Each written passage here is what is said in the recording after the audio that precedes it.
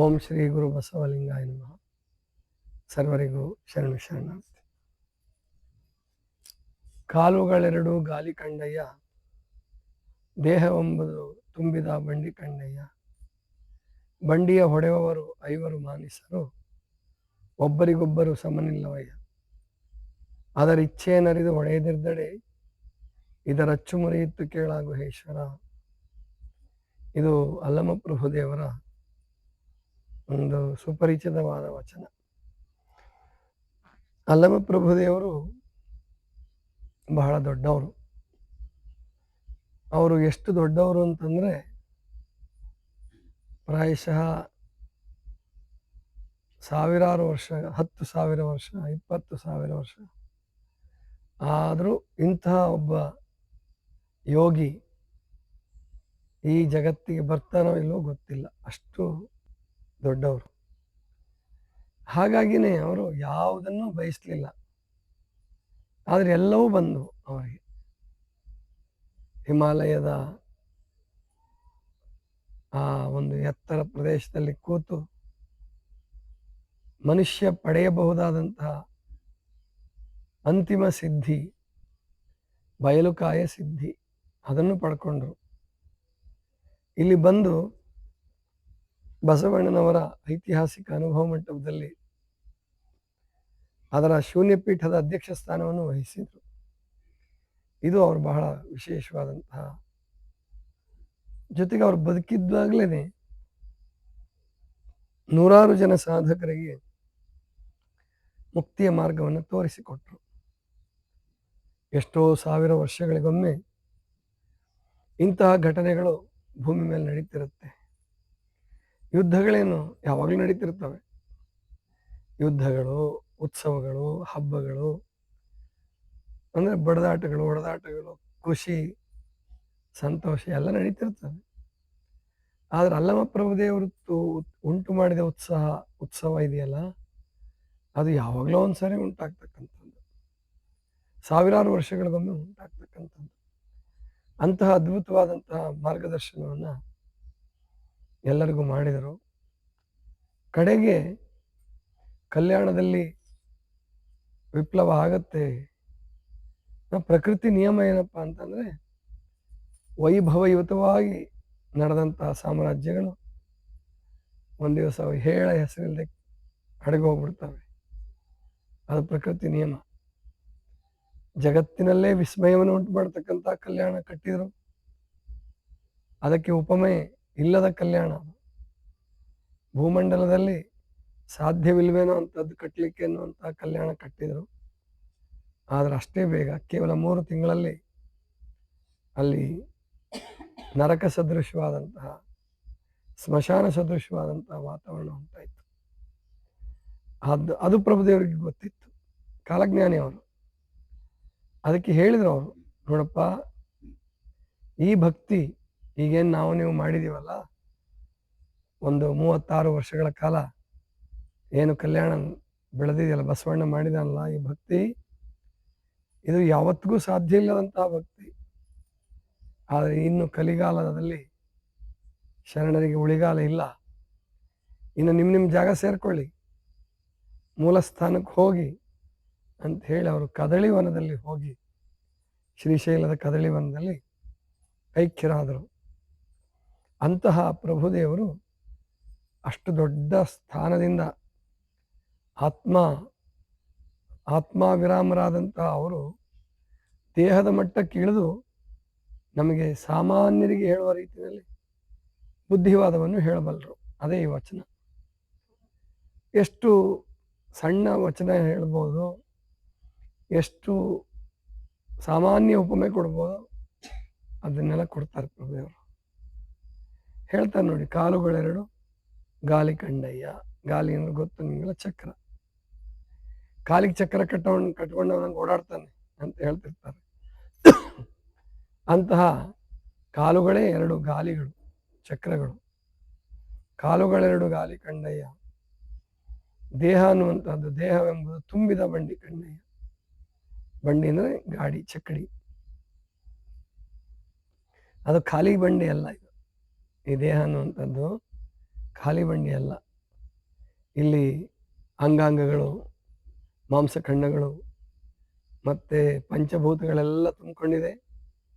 ಅಷ್ಟೇ ಅಲ್ಲ, ಅಂತಃಕರಣಗಳು, ಇಂದ್ರಿಯಗಳು, ಪ್ರಾಣಶಕ್ತಿ ಇದೆ. ಆತ್ಮನನ್ನೇ ಧರಿಸುವ ಮಹಾಶಕ್ತಿ ಇದೆ ಶರೀರಕ್ಕೆ. ದೇಹವೆಂಬುದೊಂದು ತುಂಬಿದ ಬಂಡಿ ಕಂಡಯ್ಯ, ಬಂಡಿಯ ಹೊಡೆಯುವವರು ಐವರು ಮಾನಿಸರು. ಅಂದರೆ ಈ ಬಂಡಿಯಲ್ಲಿ ಬರೀ ಕೆಟ್ಟದ್ದೇ ತುಂಬಿಲ್ಲ, ಒಳ್ಳೆನೂ ತುಂಬಿದೆ. ಕರುಣೆ, ಶಾಂತಿ, ಪ್ರೀತಿ, ಸ್ನೇಹ ಎಲ್ಲವೂ ತುಂಬಿಕೊಂಡಿದೆ. ಆದ್ದರಿಂದ ಇದು ತುಂಬಿದ ಬಂಡಿ. ಬಂಡಿಯ ಹೊಡೆಯುವವರು ಐವರು ಮಾನಿಸರು. 5 ಜನ ಬಂಡಿ ನಡೆಸ್ತಾ ಇದ್ದಾರೆ. ಒಬ್ಬರಿಗೊಬ್ಬರು ಸಮನಿಲ್ಲವಯ್ಯ. ಅಂದರೆ ಸಾಮಾನ್ಯವಾಗಿ ಲೋಕದ ನಿಯಮ ಏನಪ್ಪ ಅಂತಂದರೆ, ಒಂದು ಚಕ್ಕಡಿಯನ್ನು, ಒಂದು ಬಂಡಿಯನ್ನು ಒಬ್ಬರೇ ನಡೆಸ್ಬೇಕು. ಹೌದಾ ಇಲ್ವಾ? ಡ್ರೈವಿಂಗ್ ಮಾಡುವಾಗ ಒಬ್ಬರೇ ಮಾಡಬೇಕು. ಕೂತ್ಕೊಳ್ಳೋರು ಎಷ್ಟು ಜನ ಕೂತ್ಕೋಬೋದು, ಗಾಡಿ ಹಿಡಿಯೋರು ಎಷ್ಟು ಜನ ಕೂತ್ಕೋಬೋದು. ಆದರೆ ಡ್ರೈವಿಂಗ್ ಮಾತ್ರ ಮಾಡೋರು ಒಬ್ಬರೇ ಇರಬೇಕು. ಆದರೆ ಇಲ್ಲೇನಾಗ್ಬಿಟ್ಟಿದೆ ಉಲ್ಟಾ ಅಂತಂದರೆ, 5 ಜನ ಹೊಡಿತಿದ್ದಾರೆ. 5 ಜನ ಬಂಡಿ ಹೊಡಿಯೋಕೆ ಹೋದ್ರೆ ಗತಿ ಏನಾಗುತ್ತೆ? ಅದು 5 ಜನ ಪ್ರೀತಿಯಿಂದ ಹೊಂದಾಣಿಕೆ ಮಾಡಿಕೊಂಡು ನೀನು ಎಲ್ಲಿ ಹೊಡಿತೀವಿ ಹೊಡೆಯಪ್ಪ ಅಂತ ಸುಮ್ಮನೆ ಇದ್ದರೆ ಚೆನ್ನಾಗಿತ್ತು. ಪ್ರಭುದೇವರು ಹೇಳ್ತಾರೆ, ಬಂಡಿಯ ಹೊಡೆಯುವವರು ಐವರು ಮಾನಿಸರು, ಒಬ್ಬರಿಗೊಬ್ಬರು ಸಮನಿಲ್ಲವಯ್ಯ. ಸಮನಿಲ್ಲ ಅಂದರೆ ಒಬ್ರಿಗೊಬ್ರು ಏಕಾಭಿಪ್ರಾಯ ಇಲ್ಲ. ಗೊತ್ತಾಯ್ತಲ್ಲ? ಏಕಾಭಿಪ್ರಾಯ ಇಲ್ಲ. ಕಣ್ಣು ಒಂದು ಬಯಸ್ಬೇಕು, ಕಣ್ಣೊಂದು ಬಯಸುತ್ತೆ, ಕಿವಿ ಒಂದು ಬಯಸುತ್ತೆ, ಚರ್ಮ ಒಂದು ಬಯಸುತ್ತೆ. ಮತ್ತು ಒಬ್ರದೊಬ್ರಿಗೆ ಗೊತ್ತೇ ಆಗಲ್ಲ. ಕಣ್ಣಿಂದ ಕಿವಿಗೆ ಇಷ್ಟ ಇಲ್ಲ, ಕಿವಿಗಿದ್ದು ಕಣ್ಣಿಗೆ ಗೊತ್ತಾಗಲ್ಲ. ಗೊತ್ತಾಯ್ತ? ಇವರು ಬೇರೆನೇ ಇದ್ದಾರೆ. ಒಂದೇ ಬಂಡಿಯಲ್ಲಿದ್ದರು, ಒಂದೇ ಜಾಗದಲ್ಲಿದ್ದರು. ಅವರ ಇಚ್ಛೆಗಳು, ಅವರ ಅಭಿಪ್ರಾಯಗಳು ಬೇರೆ ಬೇರೆ ಇದ್ದಾವೆ. ಒಬ್ಬರಿಗೊಬ್ಬರು ಸಮನಿಲ್ಲವಯ್ಯ. ಅದರಿಚ್ಛೆ ನರಿದು ಹೊಡೆಯದಿರ್ದಡೆ, ಇದರಚ್ಚು ಮುರಿಯಿತ್ತು ಕೇಳ ಗುಹೇಶ್ವರ.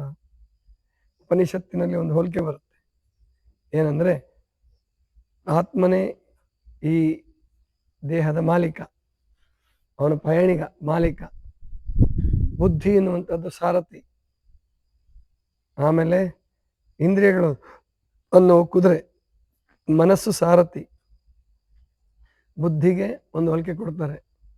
ಒಟ್ಟು ಈ ದೇಹದ ರಥ ಹೊರಟಿದೆ. ಎಲ್ಲಿಂದ ಎಲ್ಲಿ ಹೊರಟಿದೆ? ಜೀವದಿಂದ ಶಿವತ್ವದ ಕಡೆಗೆ, ಜೀವತ್ವದಿಂದ ಶಿವತ್ವದ ಕಡೆಗೆ.